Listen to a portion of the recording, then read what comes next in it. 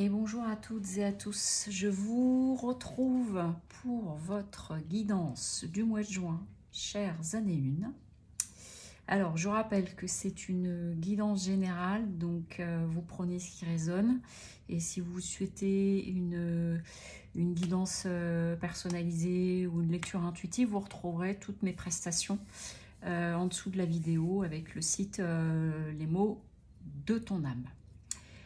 Alors, qu'est-ce que ça raconte pour ce mois de juin pour vous, les années 1? C'est un mois de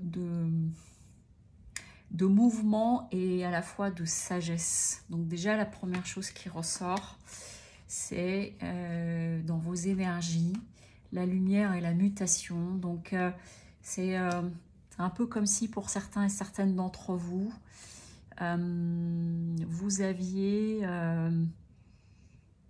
une forme de clairvoyance ou de clarification d'une situation qui amène du changement, et avec un état d'esprit, la justice, je l'ai reçu comme vraiment le mot qui est venu en premier, c'est retour à l'équilibre. Donc c'est comme si vous étiez en train sur ce mois de juin de vous inscrire, les années 1, sur...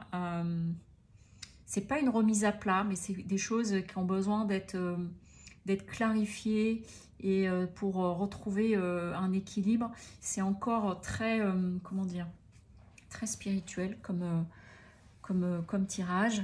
Et donc, de quoi ça vient nous parler? Ici, au niveau global, qu'est-ce qu'on nous dit?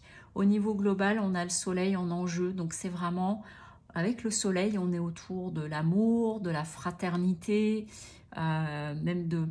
On peut parler d'association aussi, enfin vous voyez, ça peut être de regroupement, de choses comme ça.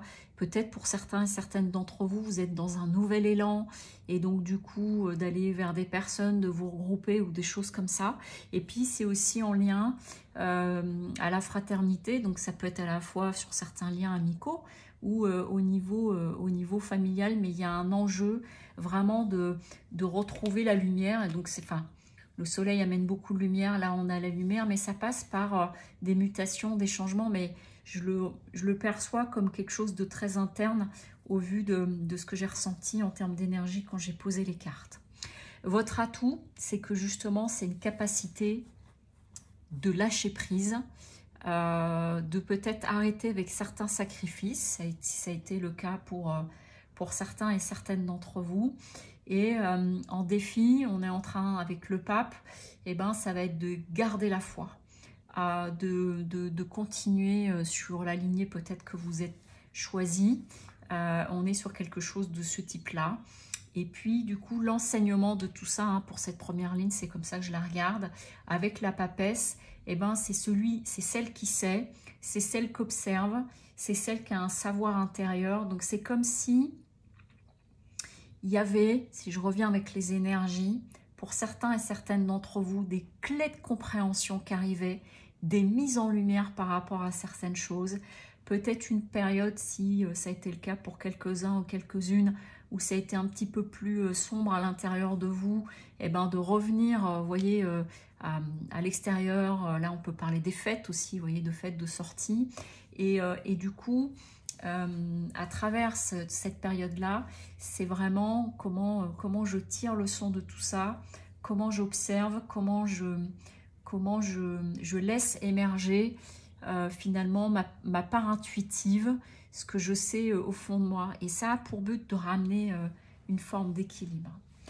Au niveau émotionnel et affectif, de quoi ça nous parle? Eh ben, ça nous parle aussi d'un nouvel élan, quelque part. Donc, on a là, avec la reine de bâton, vous voyez, avec notre reine de bâton, je vais vous l'approcher, voilà. On a une femme qui est dans la joie, qui brandit son bâton. Il y a la lumière, encore une fois, hein, vous voyez, qui sort de sa main. Cette énergie, on a plein de petites bougies autour d'elle. Et donc, on a vraiment, comme si au niveau émotionnel et affectif, quelque chose qui pourrait se remettre en route, qui se réouvre. C'est un petit peu ce qu'on est en train de me dire.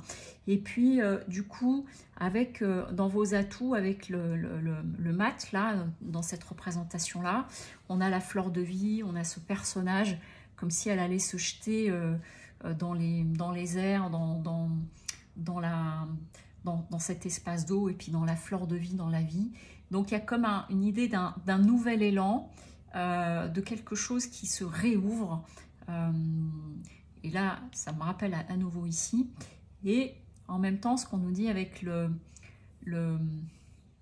valet de bâton, c'est un côté qui est peut-être encore un petit peu immature, pas bien touché du doigt. On ne sait pas encore bien où on va. Et donc le risque, c'est que si cette partie-là, elle reste dominante, bah, du coup, c'est d'arriver à quelque chose d'un peu sclérosé. Vous voyez, avec notre 4 d'épée, on a notre personnage, elle est... bah voilà, on a quelque chose au niveau du cœur qui est là, et puis pourtant, elle dort. Donc, ça invite quelque part à peut-être clarifier vraiment vos intentions au niveau émotionnel, affectif, à prendre, je dirais, à prendre les choses en main. Vous voyez, comme cette reine de bâton. Et puis, peut-être de bien clarifier vos intentions, de bien prendre le temps de savoir où vous voulez aller, parce que tout est possible. Voilà, donc je le ressens vraiment comme une possibilité d'ouverture, sauf si vraiment bah, il y a cette sorte d'endormissement, de forme de sclérose, et puis de passer à côté de ses rêves aussi. Moi, c'est ça que ça me dit en fait. Vous voyez, là où il y a l'illumination dans la main, et je brandis mon bâton, où je me jette à l'eau, et ben là, notre personnage, elle se rendort finalement. C'est un petit peu comme si j'y vais, puis finalement, je laisse passer peut-être ma chance. Alors, ça peut être à travers des rencontres, ça peut être avec vous-même. Enfin, vous voyez comment ça peut résonner pour vous selon comment ça vous parle. Au niveau spirituel, parce que là, je l'ai laissé à nouveau à un niveau spirituel, vu les énergies du moment. Donc, j'ai remis quelque part de côté l'aspect travail. C'est que, même si ça m'y a fait penser au travail aussi, là, c'est on a avec notre reine d'épée. Donc, la reine d'épée, elle est sur son trône. Bon, là, dans la représentation, elle a coupé la tête d'un homme. Hein, donc... C'est-à-dire qu'elle a tranché un certain nombre de choses, elle sait ce qu'elle veut, elle n'hésite pas à trancher des têtes s'il faut, mais donc du coup on a l'idée d'une certaine autorité, voyez, qu'on peut retrouver ici aussi. Donc elle est un peu moins fun que notre reine de bâton, et avec la princesse d'épée, on a dans les forces en fait avec vous, c'est cette idée de justement de possibilités de négocier des choses, d'avoir des discussions. Mais vu que c'est avec cette énergie de reine d'épée qui peut trancher, ça peut inviter finalement à aller chercher en vous des capacités de négociateur, de négociatrice, de discussion, de choses comme ça, pour être peut-être un petit peu tranché, mais peut-être sans arriver à la violence. Parce que sinon, le risque, là, avec notre sainte de bâton, pardon, eh ben, c'est que c'est d'aller au combat. C'est de tomber dans quelque chose de l'ordre d'une bataille. Donc, selon l'état d'esprit, là, et puis ici, c'est pas que c'est tellement une histoire d'équilibre, c'est que je tranche et je coupe des têtes, on va dire ça comme ça. Alors, peut-être que pour certains et certaines d'entre vous, ça résonne de cette façon-là, c'est-à-dire que par rapport à tout le reste, le fait de mettre à la lumière et de rentrer dans une période de mouvement, ça peut vouloir dire de faire des choix, de trancher non pas des têtes mais des situations, de discuter, peut-être trop discuter de certaines choses, puis derrière de trancher. C'est valable dans le travail aussi. Mais en tout cas, ce qu'on nous dit, on retrouve à nouveau notre pape ici, c'est l'idée de garder la foi. Mais pour garder la foi, ça veut dire aussi d'être sans doute bien au clair, d'exprimer les choses, de poser les choses,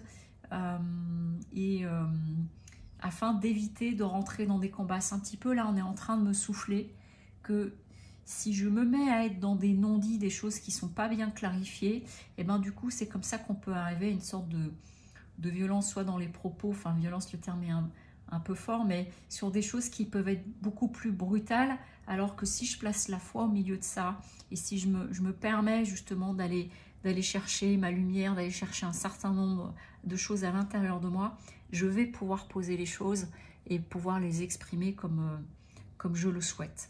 Donc il y a vraiment, je trouve que c'est un moi qui est sur une notion de transformation, mais comme si c'était pour briller un peu plus ou saisir des opportunités, et que selon comment vous pouvez le mener ou la mener, eh ben, ça peut être fait dans une façon très lumineuse d'échange, ou bah, si je fais pas appel à des parts en moi peut-être plus souples, plus de discussion, ça risque d'être beaucoup plus tranché.